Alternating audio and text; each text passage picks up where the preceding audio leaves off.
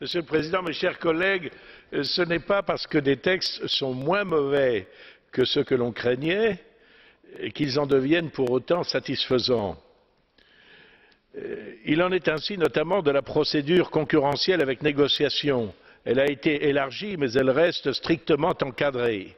Il en est ainsi pour l'accès des petites et moyennes entreprises au marché public.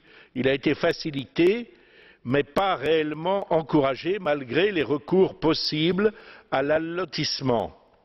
Il en est ainsi de la réglementation bancale, de la coopération entre acteurs publics eux-mêmes, qui ne manquera pas de créer des problèmes, et de la remise en cause, malgré les déclarations formelles, de la liberté de choix des autorités pour les délégations de services publics. Il en va surtout ainsi de la prise en compte de considérations environnementales ou sociales.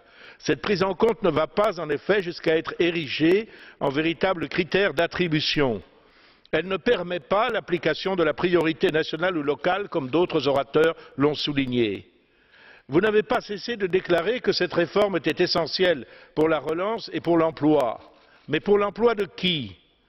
Sera-ce en France pour l'emploi des chômeurs nationaux ou locaux, ou pour l'emploi des travailleurs détachés de certains pays qui restent, même en cas de respect absolu des lois ou conventions collectives, moins chers que la main-d'œuvre française? Quoi que vous en disiez, c'est bien le moindre coût qui restera déterminant pour l'attribution des marchés publics dans cette Europe qui impose l'austérité budgétaire et organise le dumping social. Merci, Monsieur Gollnisch. La parole